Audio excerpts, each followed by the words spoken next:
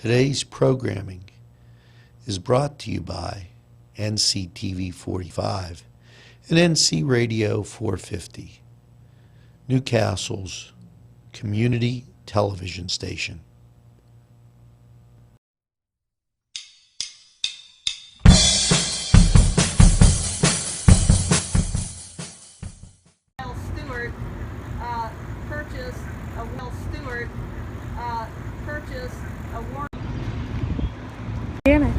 Neshannock means the place of two rivers. And the Neshannock, we can't go down there because it would be too much walking. But the Neshannock meets the Shenango not too far from here.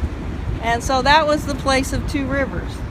Now before Mr. Stewart came, it was a location where an Indian village was located. So early before European settlers came, here's a map of the U.S. So we were part of the Erie Nation. So there's Lake Erie, and Lawrence County was part of the Erie Nation. But as settlers moved into the United States from Europe, they started to push all the Indian tribes west. So that by the 1600s, it was the Delaware tribe that lived here. And the Delaware tribe had 3 settlements along the rivers here. So there was one on the Mahoning, there was one right here where Newcastle stands, right where the Neshannock and the Shenango rivers meet, and then there was one farther south in Beaver. The name of the village that was located here was called Kuskusky. That village doesn't exist anymore.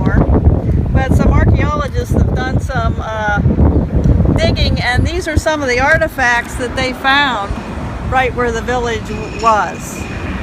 So this was a carving with a deer on it and some pieces of beads and things that the Indians had probably used for trade and to wear.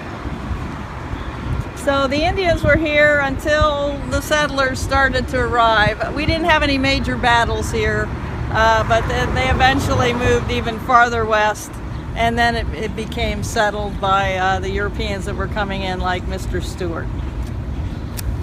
Programming provided through funding from Daimio and Olson Law Group, with offices in Elwood City and in Newcastle in the Washington Center. Daimio and Olson Law Group. Today's program was furnished by a grant from the Beanery Depot and Deli, featuring coffee, made-to-order subs, and snacks. The Beanery Depot and Deli in Mahoningtown. Town developed, first we had iron forges and then steel furnaces. And this, if you remember the Blue Bridge that used to be here, this is an old photograph from about 1880 or so. Wow. So right there across the river used to be a steel plant, and they named their furnaces back then. So this was the Sophia furnace, named after the owner of the furnace, we think. His wife, his name was Sophia. So that was located right here. We don't have much industry like that left anymore, but there is another steel mill, you know, right down off of Moravia Street. And these are a couple of the animals that live here. These are mallard ducks, which are pretty common through the eastern part of the U.S. If you look at them, the females are kind of a plain brown color, and the males will have a dark head and kind of a neck piece, a little orange stripe around the neck. And the Canada geese, which just floated by, we don't usually normally see them here, but they're also resident. But if I spot one, I'll point him out.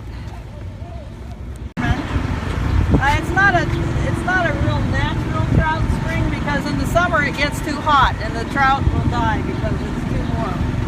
But it is a natural area for bass fishing, so we get a lot of fishermen down here trying to catch probably their dinner. And it's protected by the state so that you can't have things dumped into it to protect the ability to maintain the trout. Funding for this program furnished by Big Paulie's Sports Bar, Long Avenue, Newcastle. Neshannock was very important early on in Newcastle's history as a transportation route. So the creek was actually dammed up down there at the Mill Street Bridge so that it would be deep all year round. So that way they could transport things in boats back and forth. And when the canals were here, of course, it was kept full too so that the canal boats could travel here. Butts Flowers was one of our earlier businesses. It was founded in 1850. So we became a county in 1849. So Butts Flowers formed right after Lawrence became a county. And this was the site of their first business. So this used to be a street, Neshannock Avenue, I think it was, that came right down through here, and there were buildings on both sides of the street. And so Butts Flowers, which is now still in business, and apparently it was one of the first florist shops ever in the United States. Wow. That before that they didn't have professional florists, so they were one of the first florists to form too. Since I'm talking over traffic, if you'll notice, we have this brand new bridge here, and the state guys were really nice that they tried to match it up to this old wall that we have here. This wall was built in 1936 by the WPA. So at that time the economy was bad, and President Roosevelt had a works program to employ men that didn't have work. So this wall that we're going to follow up the hill here was part of that works program that was built with the federal monies to help put people back to work and get the economy going again. So we'll be following this wall up the hill. Let's go. Funding provided by Main Street Clothiers and Tailors, Washington Street, Newcastle. So remember I showed you that. Well, the railroad track came from there, came up actually on that side of Croton Avenue, cut across, and then followed along the river. Down at the paper mill bridge, it cuts across and went up to the Neshannock because there were coal mines up there. So the men would dig out the coal up there, put it on the train, and then it could be transported back to the city on that train track. And that was the only reason for that track, was to carry coal from the coal mine.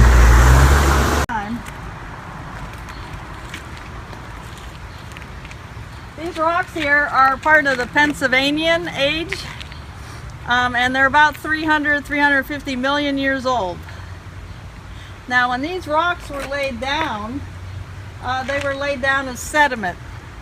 Alright, so what happens was that this was a swampy area here, and as things died in the swamp and as dirt collected, it would sink down to the bottom of the swamp, and over time all that pressure and weight on top of the swamp would push down more and more and more until it formed into a stone. And this is a map of what the world looked like at that time period during the Pennsylvanian age. So here's a current map, if you want to look. And North America's here, so we're in the northern hemisphere, pretty far north. Back when this dirt was formed into stone, we were down here along the equator.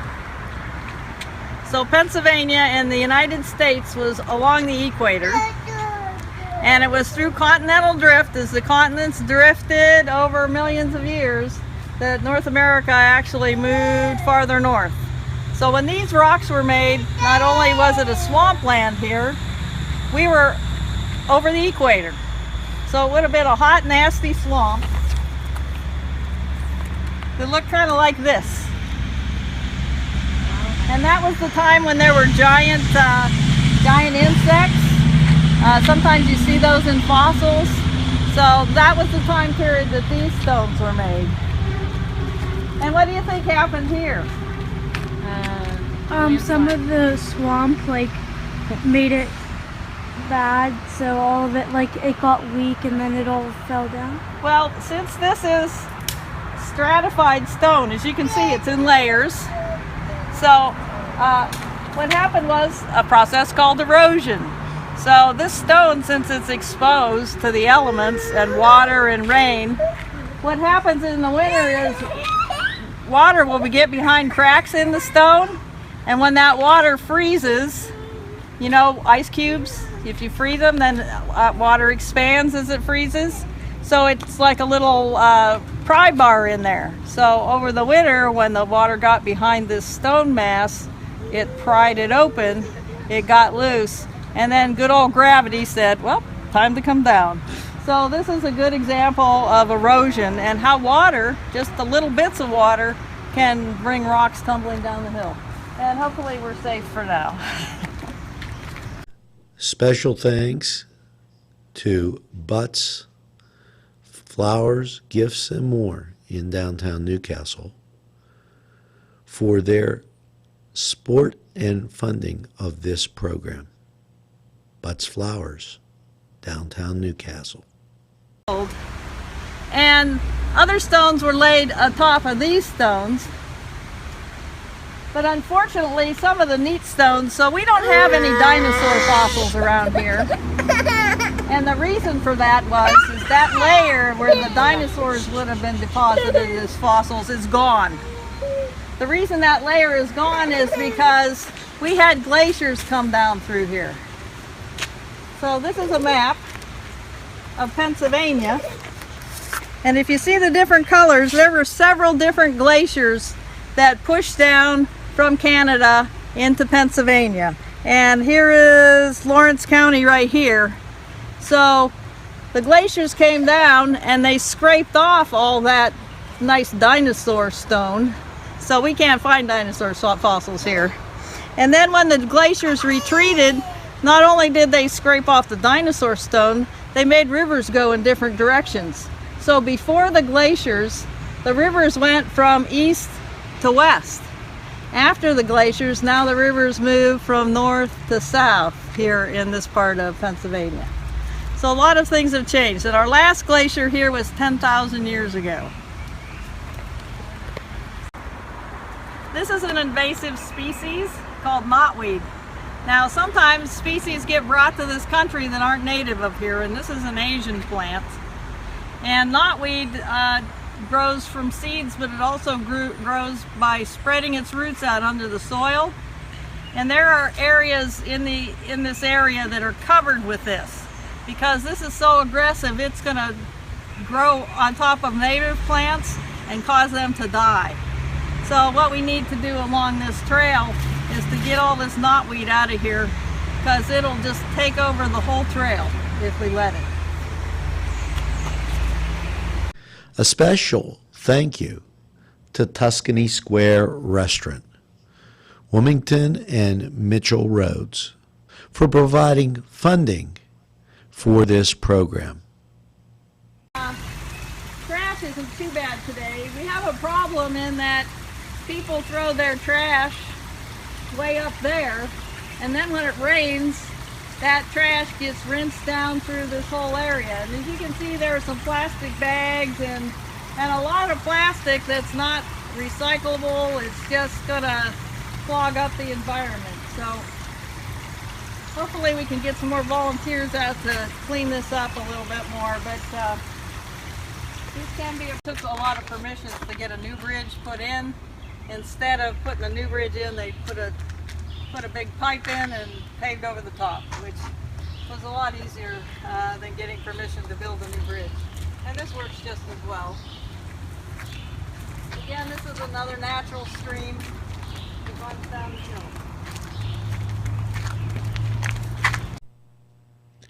Today's program was paid for by a grant from Pegley's Pasta and More, East Washington Street in Newcastle.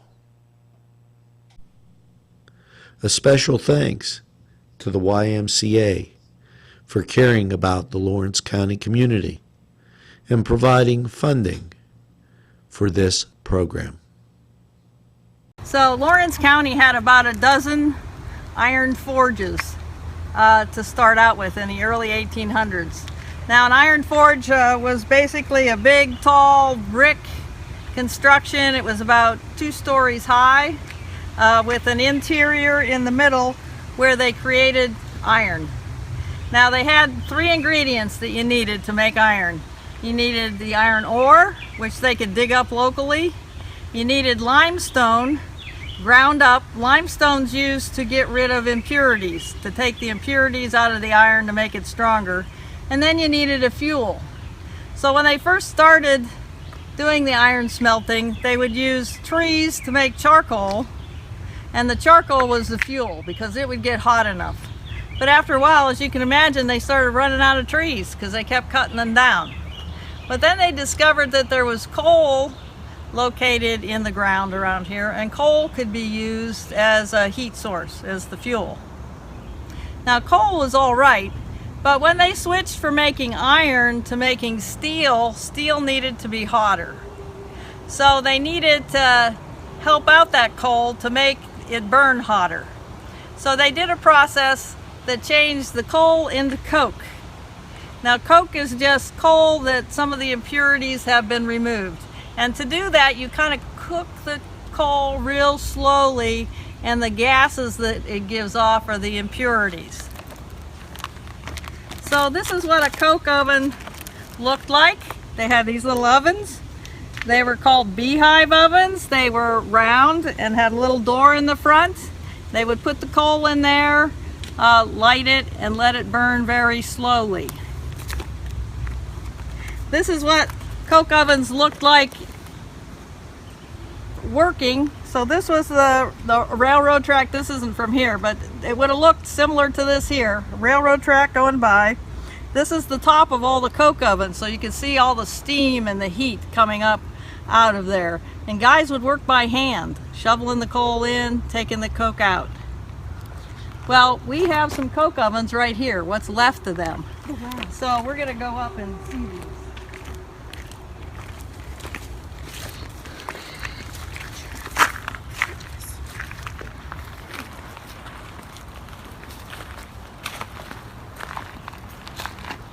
There is some poison ivy here, not too much, but be careful. I think I only want to get this close. I've gotten poison. Whoops. So the coke oven would have, part of this is caved in. So this is a beehive coke oven, and there would have been more toward the front, and then there would have been a door here where they would have put the coal in, let it cook for several hours, and then it would be taken back out. And remember, they had a train track right there, so they could take the coke out, take it into the city where it could be used to make steel. There, as far as I can tell, there was supposed to be 40 coke ovens up through here. And these were built about 1870. So they're over 100 years old.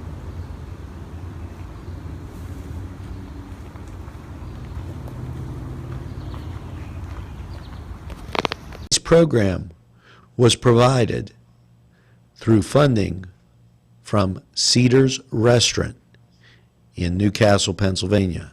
A special thanks to Cedars, featuring Middle Eastern, Italian, and American cuisine. Today's programming was provided from funding from the Crane Room Grill and Banquet Center, 3009 Wilmington Road. A special thanks to the Crane Room for their participation. There's more than meets the eye. You gotta give them a Newcastle a try. The right small town for living. Look around.